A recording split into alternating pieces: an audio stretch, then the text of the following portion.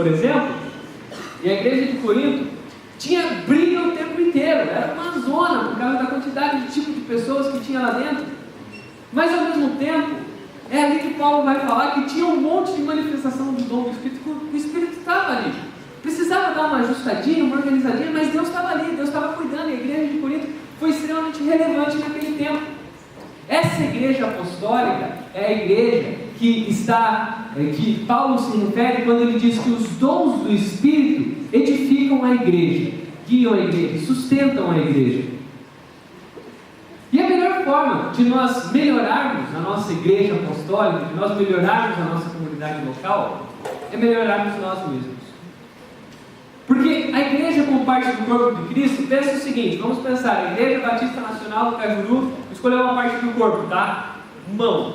A Igreja Batista, digamos que ela é a mão do corpo de Cristo, que compõe o corpo de Cristo ali. E essa mão é formada por vários dedos, por vários elementos menores, digamos assim. O pessoal teve ali a oficina de defesa pessoal e eu por alguns anos, na verdade alguns meses, pratiquei uma arte marcial. E assim, gente, eu lutando, coisa incrível, assim. E aí eu lembro que eu fui para uma segunda aula. E, gente, uma característica de todo faixa branca é que ele pensa que ele é faixa preta. E eu quis dar um chute no aparador, acho que não era o Henrique, não lembro quem estava segurando o aparador lá, era o Dinho mesmo. O Dinho estava segurando o aparador, fui dar um chute que eu vi no YouTube. Só que não manjava, assim, a gente acha que é só chutar e tal, e pronto. Não era. E era um chutezinho bem de boa, pá! E eu fui fazer, não manjava o negócio, quando eu fiz isso aqui, essa perna escorregou. E eu, de reflexo, sou lutador, meu reflexo põe a mão no chão. Só que eu pus a mão assim,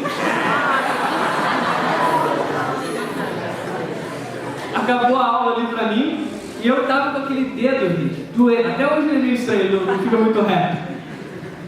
Mas eu sou lutador, não vou no médico, põe gelo. Fui e tal, e fui viajar. A gente foi visitar a casa de Chernobyl e fiquei 20 dias com esse dedo, gente, que eu, às vezes eu acordava de noite, de dor. Um dedo. Acordava de noite, de dor, assim, que dor, que coisa. Vou ter que ir no médico. Mas vou ter que ir, né? E o dedo não baixava, ele ficava assim, ó. Ficava assim. Eu falava, tá tudo bem, tá tudo sob controle. E aí eu lembro que a gente voltou no Rio, eu tava com tanta dor que a gente voltou no domingo, eu falei, eu vou pro hospital mesmo assim, eu preciso ver. E eu cheguei e pus a mão assim pro ortopedista e falou, cara, quando você fez isso? Eu falei, faz uns 25 dias. Ele, 25 dias? Já classificou, se quebrou você tá ferrado. Aí eu falei, por quê? Não, porque se quebrou a gente vai ter que quebrar de volta pra arrumar isso daí. Aí eu falei, como é que faz isso? Porque o cara tinha um martelinho. Gente, eu fui fazer o raio-x e enquanto não saiu o raio-x eu perdi alguns litros de água suando, estourou a afta na boca, eu estava desesperado. Resumo, não tinha quebrado. Glória a Deus, falei línguas na frente do médico. Só que eu tive que fazer fisioterapia. E a fisioterapia era bem simples, o meu dedo ele não ficava assim, ele ficava só assim. Então ela colocou uns negócios que davam um choque que ele fazia assim pra trás. Gente, nunca sofri tanto, nunca sofri. A dor do parto deve ser tipo assim. Doeu. Mas pensa, um dedo. Minha sogra ano passado, ela cuida ali da parte da cozinha, não sei quantos lembram, ano passado ela estava com uma botinha, até aqui uma bota ortopédica, porque ela machucou o dedinho, o liguinho do pé, não conseguia andar. Quando eu penso em melhorar a igreja local, é muito simples eu querer criticar, a igreja local tem um monte de problema, mas o que eu estou fazendo para que eu melhore, para que eu seja uma peça melhor na igreja local? E é com essa postura de como eu posso ser uma igreja melhor, que nós vamos olhar para a vida de Jesus, porque Jesus nos inspira a ser igreja. A vida dele nos mostra características fundamentais que nós temos que ter. E nós vamos olhar essas características, já que o pastor-chefe escolheu o apóstolo João, nós vamos para o evangelho de João. E nós vamos passar por esse evangelho inteiro, quase, gente. Tanto é que a gente não vai ler os versículos, eu vou citá-los, vocês podem acompanhar, ver onde é que está a história, ou anotar, porque senão vai muito longe, beleza? Evangelho de João, capítulo 1. E assim, gente, para que a gente possa tirar tirar lições da vida de Jesus, é muito importante a gente olhar para Ele em cada momento e querer aprender as coisas. E ao fazer uma leitura que a gente fez com os conselheiros do Evangelho de João, o primeiro texto que me chama muito a atenção é João capítulo 1, do verso 43 ao 46. O que está acontecendo ali? Jesus está começando o ministério dele, e ele vai angariando alguns discípulos, vai olhando algumas pessoas. E aí Filipe conhecia um indivíduo chamado Natanael, e ele chegou para Natanael e falou: Natanael, encontramos o Cristo. Lembre-se que Cristo era o que eles estavam esperando, então existia uma expectativa. Encontramos o Cristo, ele é de Nazaré. E aí Natanael fala: Nazaré?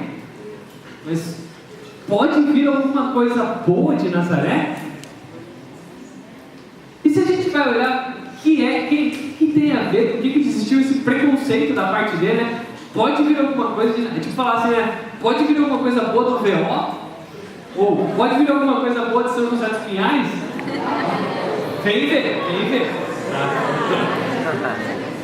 E quando a gente vai olhar sobre Nazaré, a gente vai descobrir que Nazaré era de uma região complicada. A região da Galiléia era famosa por ter algumas rebeliões e por nunca ter alguém de destaque positivo. Ou seja, Jesus cresceu em um ambiente em que esse ambiente não era muito favorável para ele crescer. E ao olhar para Jesus num ambiente ruim e não permitindo que esse ambiente o influencie, eu entendo que Jesus nos inspira a ser uma igreja inconformada. Inconformada em que sentido? A Joyce leu no primeiro dia para a gente Romanos 12, quando diz: não vos conformeis com este século. E ela usou inclusive um dos trechos em que os fariseus tentavam moldar Jesus. Todos os ambientes onde nós passamos vão tentar nos moldar. Isso enquanto igreja também. O mundo tenta moldar a igreja. E o conformismo, ou permitir que as coisas nos moldem, as coisas nos levem para onde for, não traz transformação. Paulo diz o quê? Não vos conformeis, mas transformai-vos. A transformação é uma ação, e essa ação só acontece a partir do momento que nós somos inconformados. Jesus não permitiu que os fariseus o moldassem, não permitiu que a cultura ou a sociedade onde ele estava naquela época o moldasse. E infelizmente algumas igrejas acabam perdendo os seus valores ou vendendo os seus valores para seguir um padrão secular de comunidade. Boas mudanças só acontecem com inconformados. A gente só vai mudar algo a partir do momento que a gente percebe que precisa mudar. E se a gente se acomoda, não há mudança. Caminhando um pouquinho mais para frente, a gente chega em João capítulo 3. E João capítulo 3 começa uma história muito legal, que é a história de Jesus com Nicodemos. Mas é muito legal que quando Nicodemos era um fariseu era a galera tipo, super inteligente da época, estudava um monte, tinha tradição, seguia, mega religioso. E esse Nicodemos chega para Jesus e ele diz: Senhor, mestre, nós sabemos que o que o Senhor ensina vem de Deus. E as pessoas seguiam Jesus e diz que eles ficavam admirados que Jesus ensinava de uma forma diferente, falava de uma forma diferente, alimentava de uma forma diferente a alma deles, o coração deles. Todos admiravam os ensinos de Jesus. E nós, enquanto igreja, ao olhar para Jesus, podemos também nos inspirar a ser uma igreja nutritiva. Nutritiva em que sentido? O mundo está com fome de respostas, de sentido, de propósitos. E nós recebemos o pão da vida. Ontem nós comemoramos a ceia e para mim o símbolo do pão é algo incrível.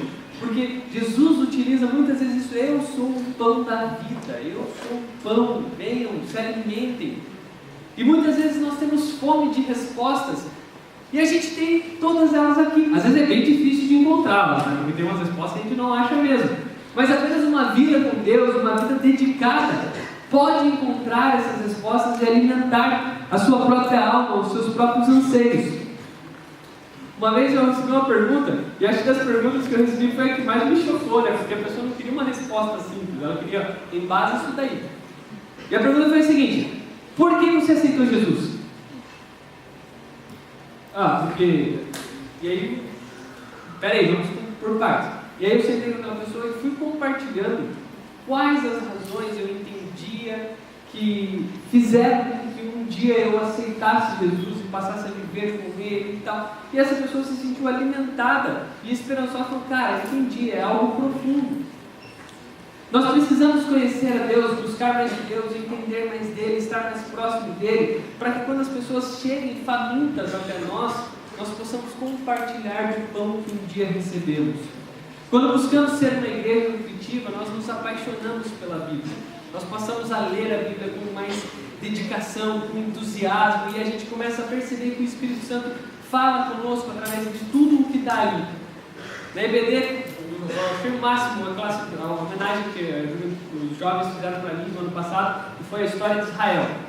Contaram do Antigo Testamento inteiro, trabalharam com isso, e você começa a olhar a história daqueles homens. Gente, tem cada história na Bíblia que é fantástica. Por exemplo, eu vou contar a história e vocês me dizem quem é o personagem. Essa história não é tão sensacional, mas é que eu adoro ela. Tinha um cara na Bíblia, um personagem na Bíblia, esse cara é careca. Aí um dia ele estava passando por um grupo de pessoas, as pessoas começaram a fazer bullying com ele, falando: careca, careca, careca. Ele virou, profetizou, apareceram 2 ursos e mataram essas pessoas. Quem é esse cara? Eliseu. Eliseu estava lá, num dia bom, os caras xingaram de careca. Pega eles, ursos. Tem histórias na Bíblia que são incríveis, são simplesmente incríveis. Há guerras na Bíblia que dão excelentes filmes, mas a gente só consegue desfrutar ao máximo disso a partir do momento que eu sempre falo: Deus, fala comigo, eu quero entender isso aqui. Porque se eu simplesmente pegar a Bíblia e querer entender o que ali, eu só quero só ler por ler, eu não vou absorver tudo que tem nela. Se eu passo mais alguns capítulos ali para frente, em João capítulo 5 tem uma história bizarra.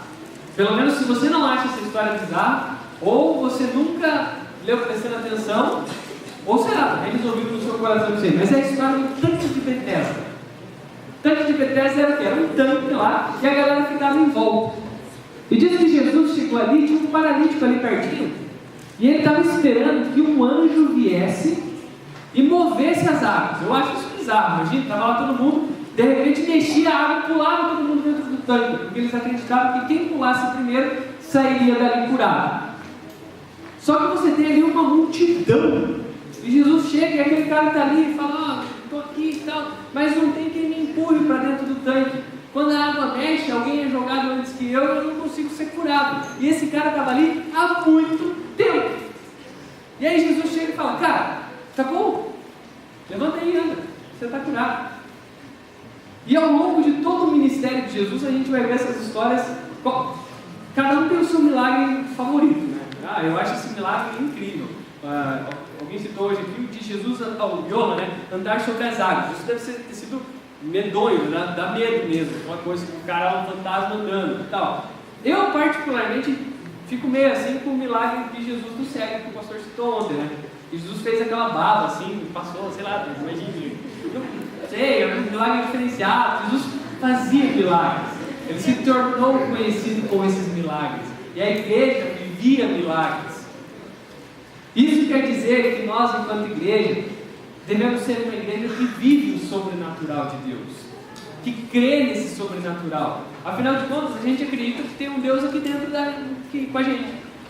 O pior, a gente acredita que tem um Deus vivendo aqui dentro da gente. A gente acredita no sobrenatural e a gente tem que viver esse sobrenatural, ansiar para que ele aconteça entre nós, para que a gente possa vivenciar isso, para que isso aqueça o nosso coração, da mesma forma que a história do John Wesley citada pelo Erasmo.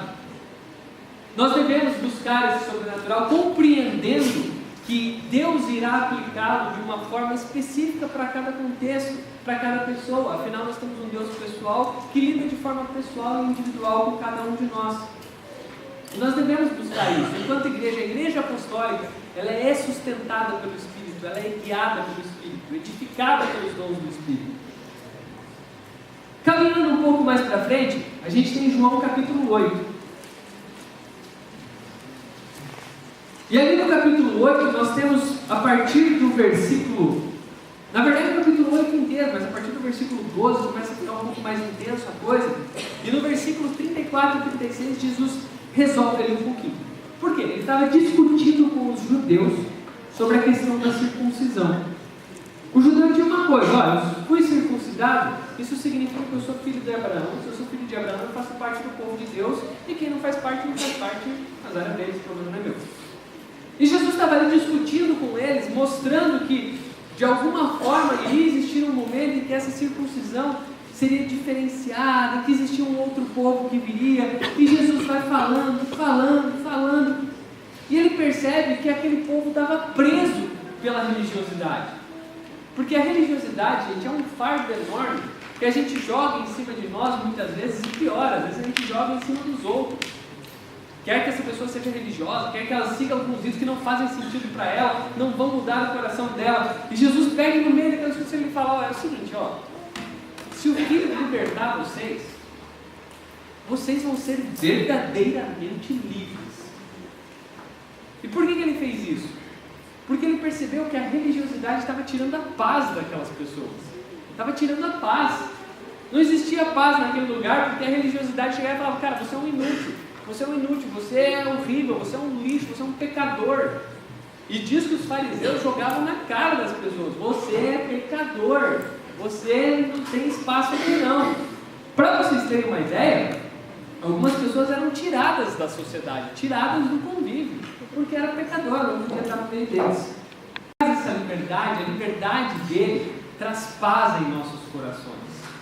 Enquanto igreja, Jesus nos inspira a ser uma igreja pacificadora, no sentido de que enquanto o legalismo traz peso e desconforto, a santidade traz paz, porque eu quero ser santo para agradar o coração daquele que já me amou, não para ser aceito por ele, mas porque ele já me amou. A motivação, a inspiração para essa santidade é diferente, isso traz paz aos nossos corações. Eu gosto muito de uma frase que o pastor Lu utiliza, que ele fala assim: tem muita gente que fala, crente não pode fazer isso, não pode fazer aquilo, não pode ir lá, não pode ir aqui. Mas ele inverte: não, o crente pode não fazer isso. O crente pode não fazer determinada coisa. Por quê? Porque não há nada que nos prende ou nos obriga. Eu não preciso fazer alguma coisa para ser aceito por alguém, porque Jesus já me aceitou. Eu não preciso deturpar os meus valores, porque Ele já me aceitou, eu estou com Ele. Então, eu vivo essa minha santidade com paz.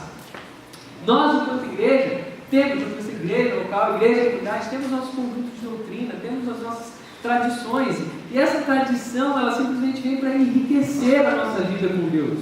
Vamos dar um exemplo? Natal. Eu amo Natal, e todo mundo que convive comigo sabe disso.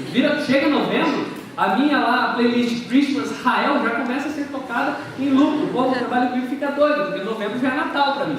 Eu amo o Natal. E o Natal é para mim uma das festas mais incríveis que nós temos no cristianismo. Está na Bíblia? Não, é uma tradição. É uma tradição que nós seguimos. E essa tradição faz com que um determinado dia do ano a gente pare e pense no nascimento de Jesus. Porque quando não tem Natal, quem pensa no nascimento de Jesus? Ninguém. Mas Jesus não nasceu nesse dia. Mas a gente sabe quando ele nasceu? Não, então vamos escolher um dia e comemorar. Pronto. Beleza? Pode ser? Vocês não fazem isso com cachorro de rua? O Pingo é o cachorro da casa.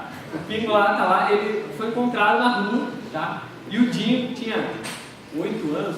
Não sei, não se limpava ainda, então deve ser uns 8 anos mesmo. E aí, eles olharam para o Pingo e definiram uma data de aniversário. Vou definir uma data aqui para o Pingo. O Pingo nasceu dia 12 de junho. Eles colocaram no mesmo dia do aniversário da casa para ninguém esquecer. Então, quando a casa faz aniversário, eles comemoram o aniversário do cachorro. Depois lembram do dela. Está lá o Pingo parceiro.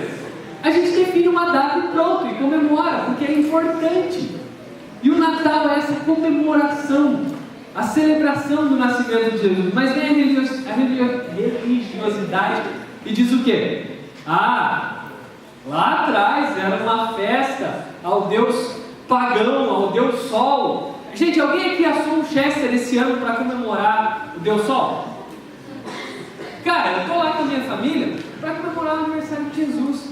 Gente, a tradição, o pastor Ebenezer Bittencourt usa essa frase, a tradição é a fé viva dos que morreram e deixaram um legado para nós. O tradicionalismo, a religiosidade é a fé morta dos que estão vivos. A religiosidade traz peso, traz desconforto. A santidade traz paz. Devemos ser uma igreja que ensine essa paz, uma igreja pacificadora. O próximo capítulo, o capítulo 9, é o meu favorito de João. Eu acho o capítulo 9 um capítulo incrível. Já li ele diversas vezes, leio de volta com o maior prazer, porque a história é fantástica. Tem aqui um resquício de religiosidade enorme, mas olha só, Jesus está passando por um lugar e há um homem que era cego de nascença. Naquela época a cegueira era algo muito normal. A estatística que alguns livros trazem é de que a cada 3 pessoas uma era cega, mas ela se tornava cega por causa da falta de higiene e sujeira. Mas esse rapaz era um cego de nascença e ele está lá e Jesus cura. É a experiência do barrinho lá e tal. Jesus cura ele, só que era um sábado. E aí é a maior briga, porque os caras falam: epa, como assim curou? Não pode curar não, hoje é sábado. E aí eles pegam o cara e falam: quem te curou? Ô, peraí, melhor, você era cego mesmo? E aí começa a CPI do cego. Vão os pais dele e falam: escuta, o filho de vocês era cego? Não, ele era cego mesmo, e agora ele está enxergando. Ah, quem fez isso? Ué, ele é grande, pergunta para ele. E aí eles vão e perguntam para os vizinhos. E começa uma investigação para descobrir. Gente, o cara era cego de nascença e estava enxergando. E a preocupação deles era que alguém tinha cometido um pecado de curar alguém no sábado. Religiosidade. Isso pode ser verdade em nossas vidas sem a gente perceber. Jesus fazendo coisas incríveis e a religiosidade ali travando nossos corações. Só que sabe o que é mais incrível nesse texto? O final dele.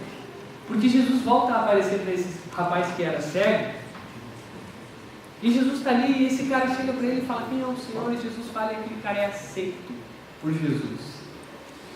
Naquela época, quem tinha uma enfermidade era considerado um pecador. O cara está doente? Pecado. Ah, paralítico? Pecado. Ah, nasceu? Pecado. Pecado dos pais.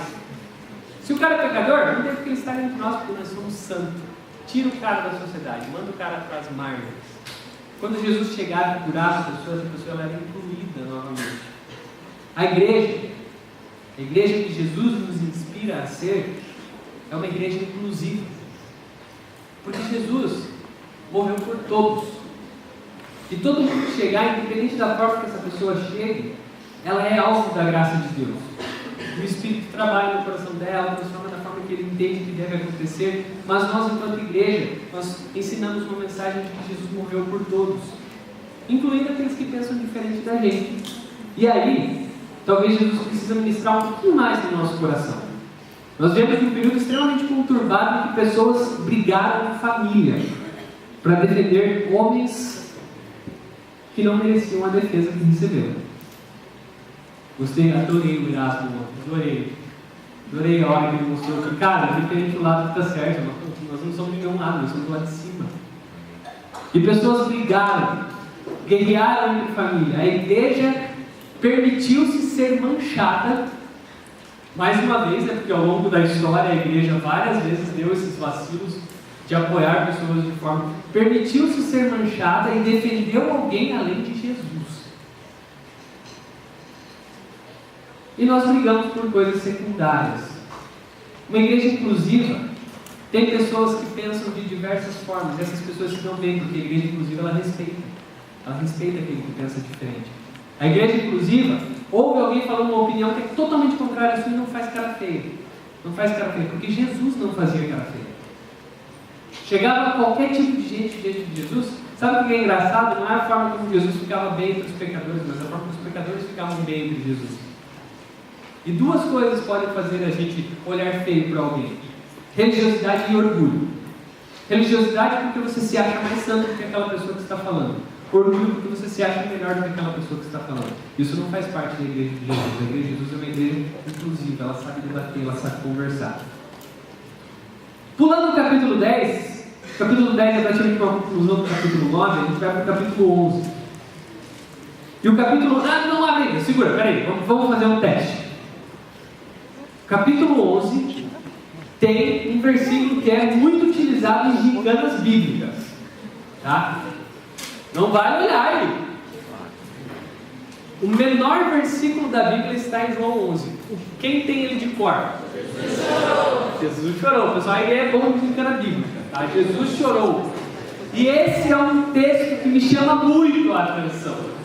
Jesus chorou.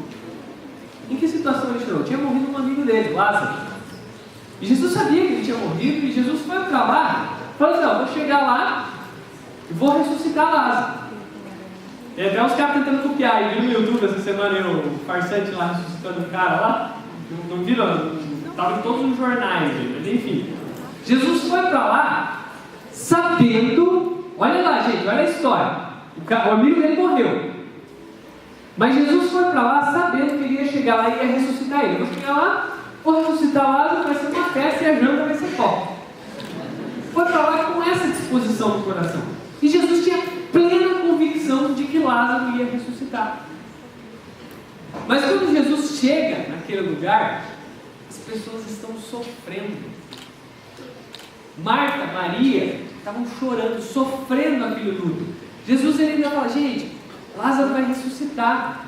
E ela fala: a gente sabe que lá no fim dos tempos ele vai ressuscitar. E Jesus olha aquela situação, e a empatia e compaixão de Jesus é manifestada não lá no milagre. O milagre é sobrenatural, que ele veio ali para resolver as coisas. A empatia de Jesus ela é manifestada no chorar. Jesus sabia que ele ia resolver aquela situação, mas naquele momento ele chegou do lado deles e chorou com eles. E depois que ele chorou e colocou-se ao lado daqueles que sofriam, ele se levantou e falou: pronto, agora vamos resolver isso aqui. Uma igreja inspirada por Jesus é uma igreja relevante. Nós falamos muito sobre isso no ano passado. Estamos falando ao longo desse retiro. É uma igreja que se preocupa com o sofrimento que a pessoa tem, de que forma o reino de Deus pode ser realidade na vida daquela pessoa. É uma igreja que prega o evangelho todo para o homem todo. Por isso que no sábado a gente trouxe aqui o Rodrigo e aquele. Gente, eles têm esse estilão lindo de ser, mas o Rodrigo e aquele tem um coração que vocês não têm noção.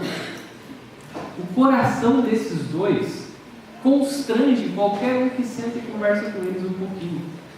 Às vezes a gente cria um estereótipo de alguém, ou julga alguém porque sabe Deus, porque a gente é orgulhoso, enfim. E não conhece aquela pessoa. A gente foi jantar na casa desses dois. Eles têm um coração que é lindo, gente. Sabe aquela pessoa que você olha e você vê a vocação deles nos olhos, eles amam aquilo que eles fazem. E nós trouxemos eles porque é importante nós pensarmos na nossa saúde física. Uma igreja relevante se preocupa com a saúde física também, porque esse aqui é o meu templo do Espírito. Trouxemos o Johan, um cara incrível, super querido, porque muitas vezes o nosso problema está no âmbito emocional que precisa ser trabalhado, está no âmbito ali que precisa de um acompanhamento específico. Uma igreja relevante, ela existe e faz com que o reino de Deus seja realidade, porque há muitos momentos em que Jesus chegava para alguém e falava: o que você quer? A pessoa falava: eu quero ser curado. Jesus curava e ia embora, esqueci de falar do arrependimento. Então depois acontecia um segundo momento, mas Jesus se preocupava com aquela necessidade. A história da mulher adúltera é linda, porque aquela mulher chega arrastada por aquele povo e ela ia morrer ali, ela ia morrer. Eles tinham um embasamento, está lá em Deuteronômio, para matar aquela mulher, eles tinham esse embasamento. E Jesus olha aquela situação e naquele momento ele não está preocupado com a multidão, ele está preocupado com o coração daquela mulher. E antes dele lidar com o espiritual de vai, não pegues mais, ele lidou com a angústia dela naquele momento, que era o medo de morrer. Através de um discurso extremamente sábio, com certeza de um mover do Espírito Santo, através de uma fala, Jesus tira aquelas pessoas daquele lugar, mostra para aquela mulher que ela não estava sendo acusada, tira o medo dela quando ele diz: nem eu te condeno. E depois de trabalhar essas dimensões da vida dela, o que ele diz? Vai e não peques mais. Uma igreja relevante trabalha com todas as dimensões. A partir do capítulo 14, começa o momento da paixão. A partir dali, Jesus senta com seus discípulos e começa os momentos finais. E é incrível os detalhes que aparecem no Evangelho de João. Os detalhes do Evangelho de João é maravilhoso. No capítulo 14, versículo 5, diz o seguinte, que Jesus estava falando que Ele é o caminho, a verdade é a vida, e que Ele é o caminho para o Pai. E aí Tomé, lembra Tomé? Ele diz o seguinte: Senhor, não sabemos para onde vais, como então podemos escolher o caminho? Alguém lembra outra frase famosa de Tomé? Bem famosa. Que se alguém... Mais alto. Só acredito vendo. Aquela famosa frase, Jesus morreu, apareceu para os 11, para os 10, né? E ele não estava lá de comprar pão. Quando ele volta, Jesus apareceu, não acredito não, só acredito vendo. Gente, Tomé, eu gosto de Tomé, porque Tomé era um cara autêntico. E Jesus valoriza a autenticidade de Tomé. Todas as vezes que Tomé aborda alguma coisa, Jesus, ele não fala que eu só acredito vendo. Jesus foi lá e falou: Tomé, estou aqui, pega aqui nas minhas... Jesus não está debochando. Ele não está debochando de Tomé. Aqui, você não queria... Pega aqui agora. Não. Jesus está valorizando aquela autenticidade. Cara, está aqui, se você precisa disso, vem aqui, toca aqui nas minhas feridas, estou contigo. Jesus nos inspira a ser uma igreja autêntica. E a pessoa autêntica, ela é ela. Você olha para ela e você vê ela. Posso dar um exemplo de autenticidade aqui entre nós? Posso citar um nome aqui? A Dai. Cadê a Dai? A Dai é a pessoa mais autêntica que eu conheço na vida, acho. A Dai, ela é... Se ela não está bem, ela não está bem. Você vai olhar e você vai perceber que ela não está bem. E quando ela está feliz, ela é intensa, ela é daquele jeito dela incrível. E ela não é falsa, ela fala na sua cara, tipo, as coisas às vezes sem perceber, sem pensar, mas está ali falando daquele jeitinho dela. É gostoso ter pessoas autênticas perto, porque você não fica desconfiado. Quer um outro exemplo? A Johanna. A Johanna é toda, eu sou mulher de altinho, aquela coisa e tal. Mas a Johanna é a Johanna. E não sei quantos conhecem ela, a Johanna é uma menina incrível. E eu vou dizer algo que tocou meu coração de uma forma fantástica ontem. Posso citar? Tá bom. A Johanna foi uma das que viriam servir a ceia. A Johanna auxilia a gente na parte financeira da juventude. E a Johanna chorou servindo a ceia, por uma simples razão: o sonho dela era distribuir a ceia. Gente, algo bem simples, não é? Pega aqui o mãozinho, rolar e tal. Não é simples. Quando a gente compreende o que a gente está fazendo. Nós temos que ser uma igreja autêntica. A autenticidade é o oposto de hipocrisia. Gente, Jesus odeia hipocrisia. Ele pode amar o hipócrita, ele morreu pelo hipócrita. Mas a hipocrisia é algo que não combina com a igreja. Querem a maior prova disso? A gente tem um exemplo de gente sendo fulminada em culto no Novo Testamento. O pessoal fala: no Antigo Testamento as pessoas morriam no meio do culto. No Novo também. Lembra o caso? Qual é o nome dos indivíduos? Ananias, esposa e Safira. Eles mentiram. O cara foi lá vender um terreno por 50 mil. Chegou para Pedro na frente da comunidade e falou: gente, aqui vendi por 20. Estou dando tudo para o apóstolo aqui, Pá, morreu na hora. Eu achei incrível. Tá? Imagina o culto, você ali, pá, cai. Por que é incrível? Porque aí vem o temor. Cadê o Fê da área? O Fê tá aí? Tá lá o Fê. Fê, eu vou te expor. Primeiro retiro que você veio trabalhar com a gente, nunca me esqueço. Obrigado, Senhor, pela minha memória ser boa. Houve uma situação, e a situação em si não é engraçada, porque houve uma situação de possessão. Mas eu lembro que eu estava me dirigindo ao local onde a moça estava lá, e o Fê estava encostado num buffet que tinha ali embaixo, quando os cultos eram ali atrás, e o Fê estava ali: Deus me perdoa, Senhor, cura meu coração, meu espírito. Porque é óbvio que quando o cara é endemoniado, a primeira coisa que você pensa: estou em pecado? Ele vai vir para cima de mim, se sair dele pode entrar aí. Mas essa autenticidade de você chegar diante de Deus e falar: Deus, eu não sou perfeito. Me ajuda. Porque quando a gente reconhece isso, Deus pode trabalhar. Lembra a parábola do fariseu e do publicano? Está os dois dentro da igreja. E está lá o publicano de um lado e o fariseu do outro. E o fariseu está fazendo a oração dele: Deus, obrigado porque eu não sou como essa pessoa. Obrigado porque eu cumpro minha vida religiosa bem. E deve ter prolongado, né? Porque o fariseu gostava de orar: obrigado porque eu dou dízimo. obrigado porque eu dou oferta, obrigado porque eu leio as escrituras, obrigado porque eu sou incrível. E do lado dele tinha um publicano. E esse publicano, Jesus disse que ele batia no peito e falava: me perdoa, porque eu sou pecador. E a conclusão de Jesus foi qual? Ele disse: qual desses você acha que saiu perdoado? Gente, pecador todos nós somos. E isso é triste, tá? Isso é triste. Hebreus 6 diz que quando a gente está pecando, quando a gente vive essa vida, às vezes até amplia um pouco, porque ele está falando de apostasia, mas ele trabalha com a ideia de que a gente crucifica Jesus de volta. E é pesado. Se a gente anda um pouquinho mais para frente em Hebreus, ele vai até mais longe. Ele fala assim, na luta contra o pecado vocês ainda não estão sangrando. O trabalho é tipo assim, vocês não estão nem lutando para valer.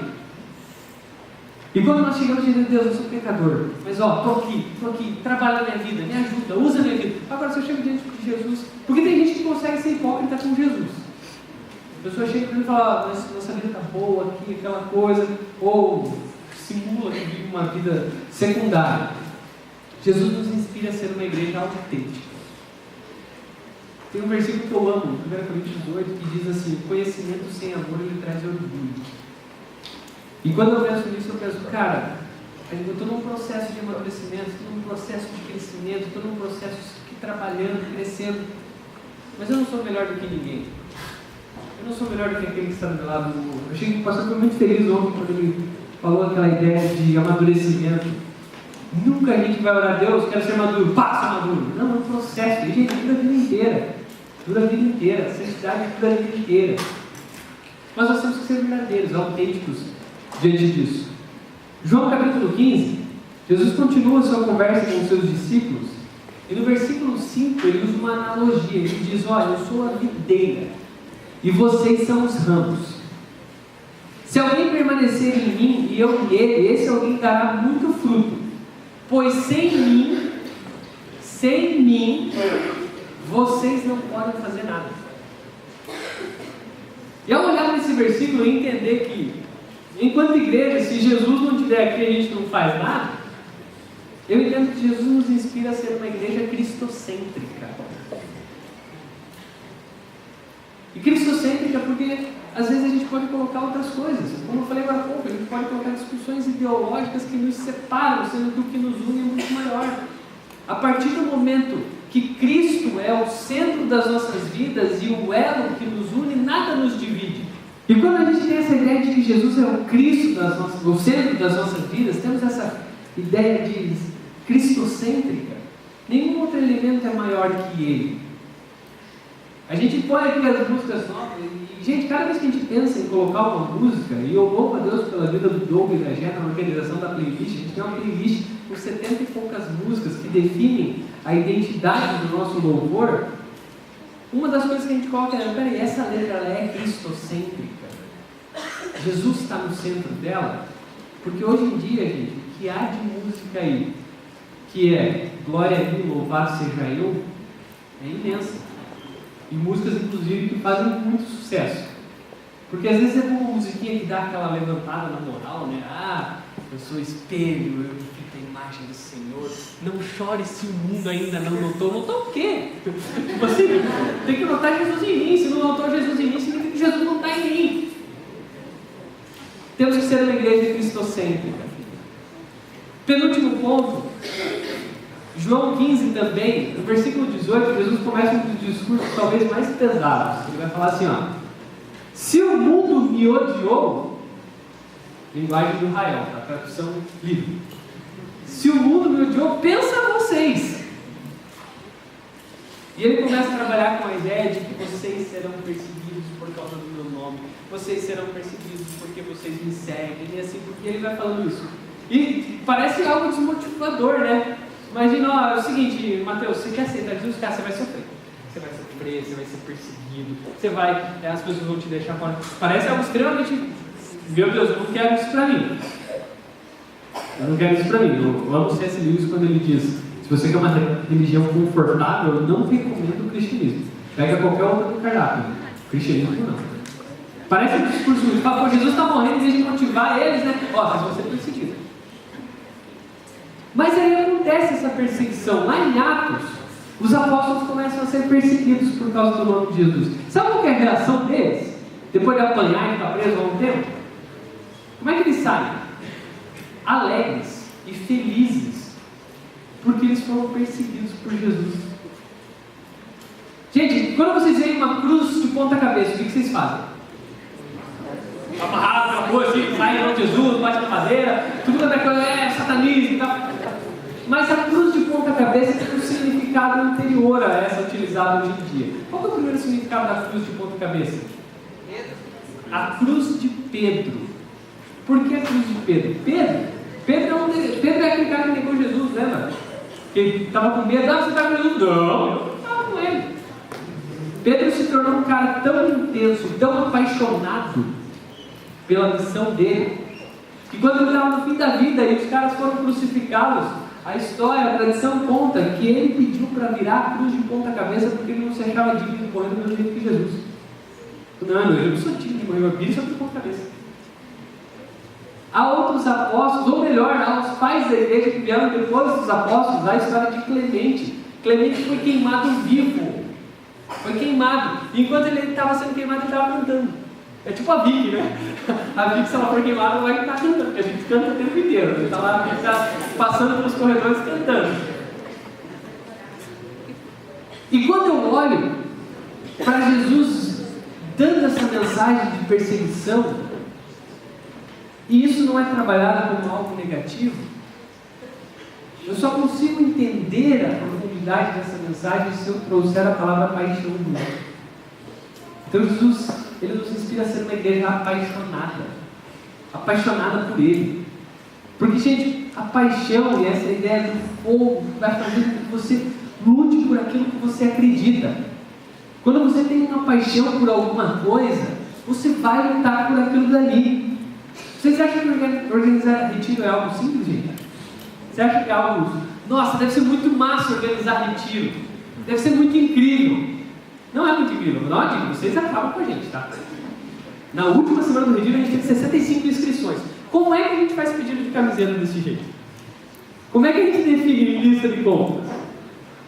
Mas essa é a parte de boa ainda. A parte boa. O importante é que você se inscreveu, tá? Cadê o Thiago Muniz? O Thiago Muniz entrou na recepção. Na recepção ele se inscreveu. Entrou. O importante é que está aqui, né, Tio? Resolveu os esquemas até para ele conseguir vir. Mas dói no nosso coração, e assim, isso é humano, tá? Isso é o tema humano, isso é humano falando, e eu sei que isso está no coração do pastor humano, da Joyce humano, da Carla humana e do Lucas humano. Nosso lado humano, carnal aqui, tá? Fica extremamente triste quando toda essa preparação não é levada em conta. Fica extremamente triste. Fica triste.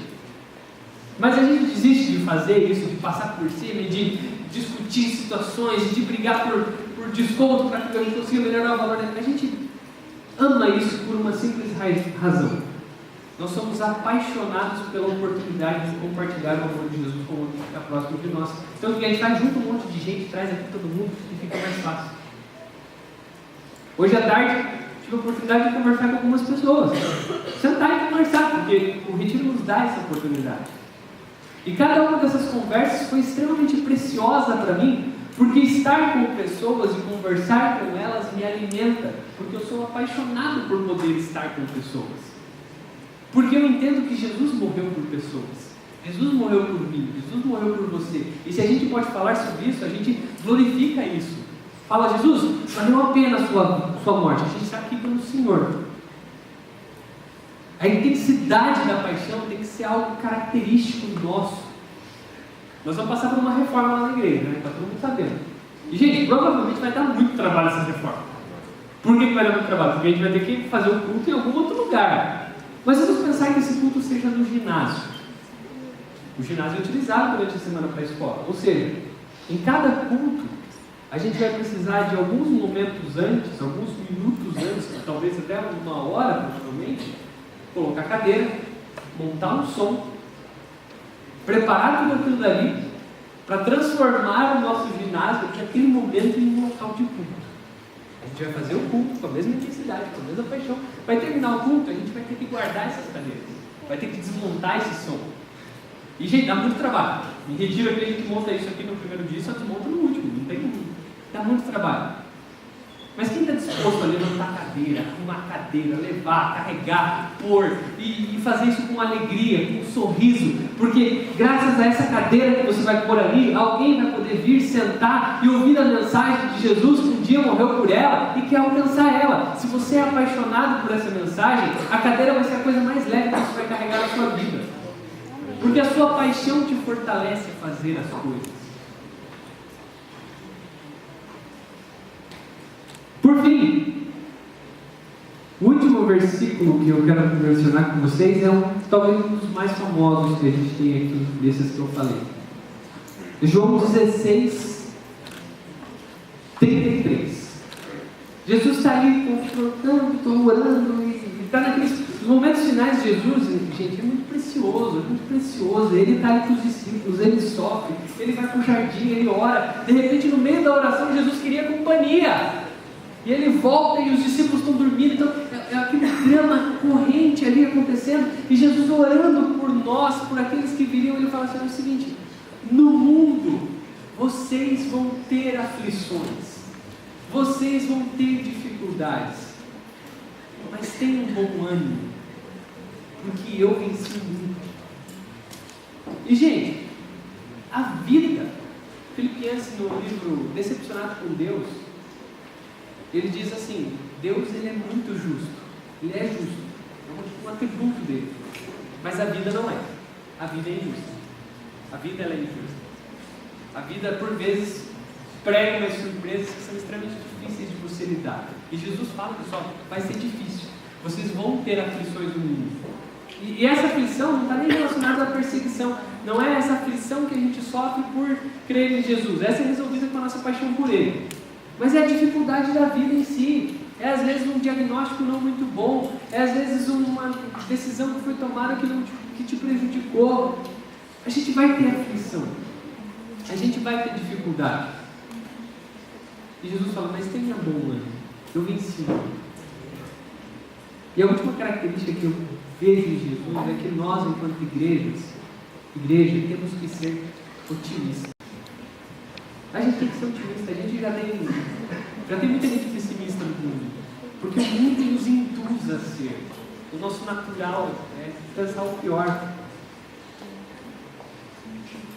Há uma situação, uma história que impactou demais na minha vida. Eu vou contar a história, a pessoa está aqui dentro, eu não vou citar o nome dela. Eu vou citar porque não vem ao caso, vai que um dia ela quer usar isso, daí eu já tenho spoiler. Mas é porque é uma história que me impactou. Me impactou demais. Que eu estava conversando com essa pessoa e ela me disse que o momento em que Deus mais fez sentido para ela, que a graça de Deus mais fez sentido para ela, foi no velório do pai dela. E gente, isso me tocou de uma forma que eu não sei explicar. Porque não há livro na teologia que faria eu ter essa percepção. Não há livro que eu fosse ler que me daria esse alimento que eu recebi nesse dia. Eu quis entender, me explica melhor, eu preciso compreender. E ela falou: porque a vida com Cristo me dá a esperança de que um dia eu vou ver Ele de volta.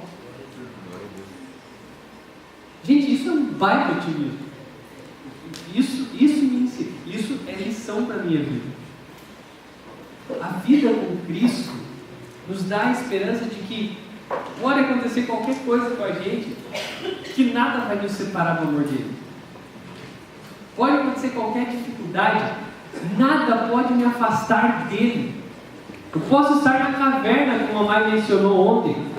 Se ele quiser falar comigo, foca aqui, gente, senão você ficar na administração, mas foca aqui, por favor. Nós temos que ser otimistas, gente, porque a nossa mensagem é uma mensagem de esperança. A mensagem que nós pregamos ao mundo é uma mensagem de esperança, de que, cara, você pode estar sofrendo aqui, e assim, não é uma mensagem de venha para Jesus e deixe de sofrer. É venha para Jesus que você vai continuar sofrendo, mas o sofrimento não vai te afetar, porque a esperança é maior do que Ele. A certeza de que um dia vamos estar com Ele é maior. E isso tem que ser vivo dentro de nossos corações enquanto igreja. Jesus morreu por nós e essa morte dele nos dá a certeza que um dia estaremos com ele. Essa é a nossa mensagem. Não tem como ser pessimista com uma mensagem dessa. Não tem como. E pensando em tudo isso e como a vida de Jesus nos inspira a ser igreja, olhando outros textos, eu cheguei a uma conclusão, a pergunta de onde começou a igreja. E essa conclusão é que está em paz no meu coração hoje em dia. E para mim, a igreja começa em Gênesis, capítulo 1, versículo 1. Quando diz, no princípio criou Deus os céus e a terra. E o que eu quero dizer com isso? O propósito da criação é relação. Deus criou o mundo em 7 dias, preparou todo um cenário, porque Ele queria colocar nesse cenário um ser onde Ele poderia direcionar o amor dele com toda a força para atingir. E essa relação está ali acontecendo e de repente vem a queda, e a queda causa essa separação, mas com a vinda de Jesus essa relação é novamente restaurada. E na igreja, nós podemos vivenciar na prática essa relação com o outro, essa relação com Deus. Sendo assim, eu tenho para mim que o maior propósito da igreja é restaurar o propósito inicial da humanidade. Relação com Deus e relação com o próximo. Concluindo, Cristo nos inspira então a ser uma igreja inconformada, pois Ele constantemente quer trabalhar em nós, nutritiva, pois nós temos o pão da vida para oferecer. Uma igreja que vive o sobrenatural, pois Ele está presente entre nós e o Seu Espírito nos sustenta e nos guia. Uma igreja pacificadora, porque a mensagem de Jesus traz paz a qualquer situação, pois o fardo dele é leve e o jugo dele é suave. Uma igreja inclusiva, pois acredita que Jesus morreu por todos, pois acredita que Ele nos ama independente da forma que nós estamos, Ele nos ama. Uma igreja relevante, pois nós somos embaixadores do reino dele. Uma igreja autêntica, pois o nosso amadurecimento e santificação é um processo que leva a vida inteira. Essa compreensão de tudo desperta em nós uma paixão que nos faz superar qualquer desafio, porque quando a gente está apaixonado, não há dificuldades para estar com quem nós amamos. E tudo isso nos torna uma igreja otimista, pois quem dá a palavra final é Deus. E nós vamos ser ministrados daqui a um minuto por uma canção. E a primeira estrofe dessa canção me chamou muito a atenção, porque ela diz o seguinte: a igreja, ela é a expressão do que há de belo. E você pensa na igreja, não pode ser aquele belo, nossa, imagina, não pode. Mas lembra que está quem feio ama bonito ele parece? Para Jesus a gente é lindo, com nossas dificuldades, com nossas complexidades, com nossas doideiras, Ele nos ama. Ela é a expressão do que há de belo, é a noiva do leão, o seu amor eterno, e fez da terra o seu jardim para anunciar o seu amor. E quando o mal tenta impedir, o leão ruge. Isso me chamou muito a atenção, gente, porque quando a gente estuda a história da igreja, a gente percebe diversos momentos em que tentaram destruir a igreja. Nero é o melhor candidato que a gente tem no Apocalipse para ser o anticristo. Se a gente faz uma gematria, que é um cálculo numérico das letras gregas, das letras romanas do nome dele, chega lá em 666. Ele tentou de tudo quanto é jeito acabar com o cristianismo. Mais para frente, temos outros, tem o imperador Diocleciano, levantou uma perseguição terrível contra os cristãos. E ainda que pessoas que saíram da própria igreja tentem destruir o que é igreja, eles não terão sucesso porque Jesus é o noivo e Jesus protege a noiva. E eu creio nisso, gente, eu amo a igreja em si. Eu venho para essa igreja com 16 anos Queria ter dito antes, mas conheci o Lucas só com 16. Eu era biologista, tá? E eu me apaixonei por essa comunidade. E aqui é onde eu vivo, aqui é onde eu quero viver. Tem gente estranha? Tem, olha o nosso pastor.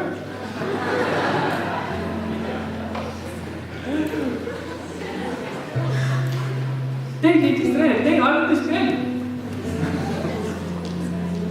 Mas estar em comunidade, estar junto, nos dá sentido, nos dá propósito, nos dá esperança, nos faz suportar.